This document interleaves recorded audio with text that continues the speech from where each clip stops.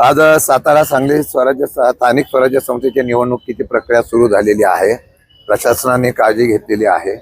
मागचा प्रकार होऊ नये याच्या संदर्भात प्रशासन सतर्क दिसते आता तरी, आणि मला वाटतं की मतदानाला सुरुवात झालेली आहे। मला विश्वास आहे की अंतर्मनातून या ठिकाणी जाणारे मतदार हे निश्चितपणाने अभयसिंह जगताप यांना विजयी करतील, त्यांना मत देतील अशा प्रकारचा मला विश्वास आहे।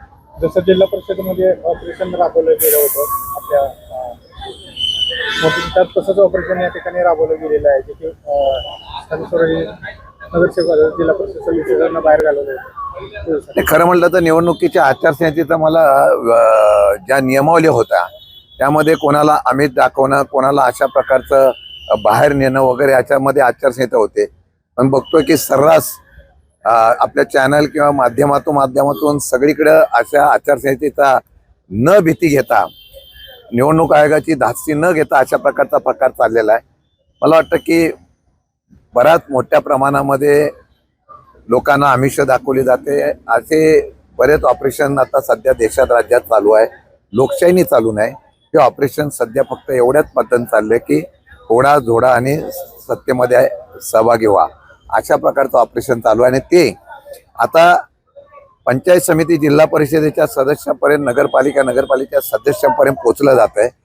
म्हटलं लोकशाहीतून मुक्तपणाने निवडणुकीचा अधिकार सध्या राहतो का नाही, हा मतदारापासून निवडून दिलेल्या असलेल्या सदस्यापर्यंत राहतो का नाही, हा प्रश्नचिन्ह आहे। राज्यसभेचे 6 खासदार फोडलेले आहेत, आता नंबर आपल्या पक्षाचा लागेल अशा प्रकारची चर्चा सुरू झालेली आहे। नेमकं काय नाही, आपण याच्यावर चर्चाच करू नका। असा काय नंबर लागलेला नाही। असं आहे की मी मागेही सांगितलं होतं की 5वी बहुमत घेण्याच्या हत्यापोटी स्वतःच्या पक्षापेक्षा बाहेरची लोक आणून पक्ष वाढवणं हा फुगा आहे। ज्यावेळेला सत्तांतर होईल, लोक उठाव करतील, त्यावेळेला हे सगळा फुगा फुटेल आणि परत ती संख्या भाजपची परत 2 वर येऊ नये एवढीच मला चिंता भाजपची वाटते। कारण जो पक्षासाठी अहोरात्र कष्ट करणारा भाजपचा कार्यकर्ता असतो त्याच्या नशिबी फक्त काय येतं, परंतु मला वाटतं ऑपरेशन होतात, पण जनतेमधली चीड ही तुम्ही घालू शकत नाही। तुम्ही बघितलं असेल काल अशा प्रकारच्या बातम्या आल्यानंतर सामान्य नागरिकांमध्ये ज्या प्रकारची तीव्र भावना आहे, या भावनेचा संकट घेता काही परत फिरण्याच्या मार्गावर आहेत असं मला कळतंय। आज मी काय सांगू शकत नाही, तो त्यांचा निर्णय आहे।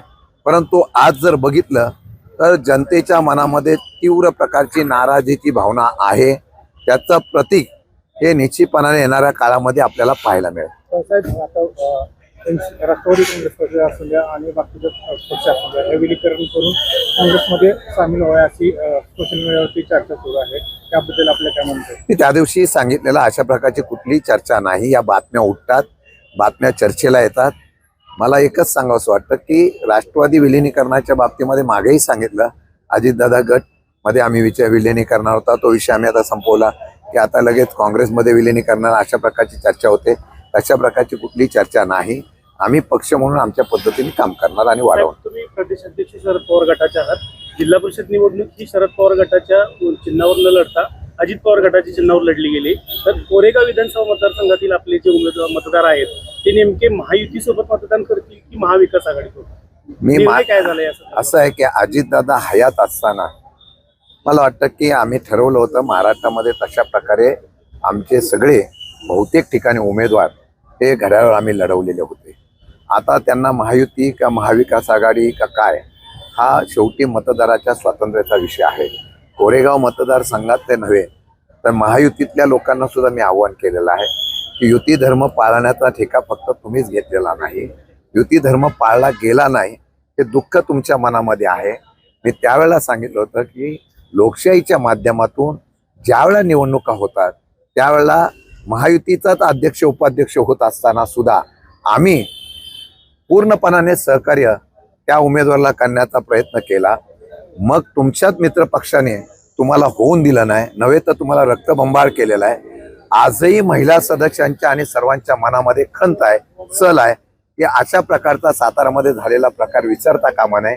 मला वाटतं माझे सदस्य जरी घड्याळावर असले ते मला मतदान आमच्या ह्या उमेदवाराला करतीलच, परंतु महायुतीतले सुद्धा मित्र पक्षाचे उमेदवार हे 100% मतदान करतील।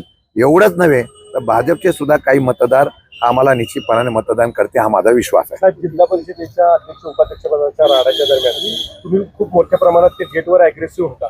त्याच्यानंतर शंभूराज देसाई, मकरंद पाटील त्यांच्याबरोबर देखील तुम्ही होता. आता परवा दिवशी शंभूराज देसाई म्हणले की आमची अवस्था म्हणजे येऊ नको तर कुठल्या गाडीत बसू. आता त्यांच्या गाडीत ते स्वतः भाजपच्या बरोबर त्या गाडीत बसलेले ते दिसतात. आता तुमच्या बरोबर ते नाहीत. कसं बघता येते? नाही, आता विषय असा आहे की शेवटी ते सरकारमधले प्रतिनिधी आहेत, मंत्री म्हणून आहेत. युती धर्म त्यांनी पाळायचा का नाही पाळायचा हा त्यांचा प्रश्न आहे.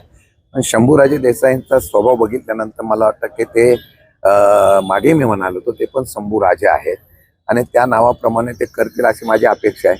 आणि मला वाटतं की ज्यावेळेला स्वाभिमान दिवसतो त्यावेळेला पक्ष बघितला जात नाही, युती धर्म बघितला जात नाही. त्यावेळेला एकच धर्म असतो की आपल्या स्वाभिमानाचा. आणि तशा पद्धतीने तो निर्णय घेतील. जरी मनात इच्छा नसली तरी त्यांना अशा प्रकारची युतीच्या बाबतीमध्ये निर्णय जरी घ्यायला लागला तर मला वाटतं तिथल्या खालच्या सदस्यांनी तशा प्रकारचा निर्णय घ्यावा. आम्ही त्यांच्याबरोबर होतो. त्यावेळेची परिस्थितीनुसार आम्ही मदतसुद्धा केली. त्या आंदोलनामध्ये त्या असलेल्या प्रक्रियेमध्ये मी स्वतः सहभागी होतो. आणि ते सहभागी होत असताना या बाबतीमध्ये भविष्य काळामध्ये त्यांनी कुठला निर्णय घेतला तर सातारा जिल्ह्यातल्या जनतेची जनजागृती करून चव्हाण साहेबांचा आणि पुरोगामी विचाराचा सातारा जिल्हा तुम्हाला काही दिवसानंतर राष्ट्रवादी शरद पवार पक्ष हा जिल्हा पिंजून काढेल. आणि तो पिंजून काढून सगळ्या घटकांना आम्ही बरोबर घेण्याचा प्रयत्न करेल. मी आज सांगतो, पाण्याचं वाटप, आत्ताची असे दुष्काळ परिस्थिती, प्रीपेड मीटर, या अनेक आणि डीपी चोरीला जाणे अनेक प्रश्न आहेत ज्याच्यावर शेतकरी त्रस्त आहे. या शेतकऱ्यांच्या प्रश्नाच्या व्यतिरिक्त आता सध्या सरकार फक्त आपलं सत्ता आणण्यासाठी मग्न आहे. त्यामध्ये घोडेबाजार होतो. मला एक कार्टून सकाळमध्ये मी बघितलं, मला आनंद वाटला की आजही वर्तमानपत्र किंवा मुक्तपणाने आपण सगळेजण या ठिकाणी विचार मांडताय. एका बाजूला सगळ्या गोष्टींमध्ये त्रस्त जनता दाखवल्या आणि दुसऱ्या बाजूला घोडेबाजारामध्ये खरेदी केलेले चित्र दाखवलंय. लोकांना हे कळतंय तेच पैसे जनतेला वापरले असते ही परिस्थिती राहिली नसती. असो, मतदान देणारी जनता आहे. पुढच्या वेळेला मतदान देताना जो विकला जाणार नाही त्याला देण्याचा प्रयत्न करते.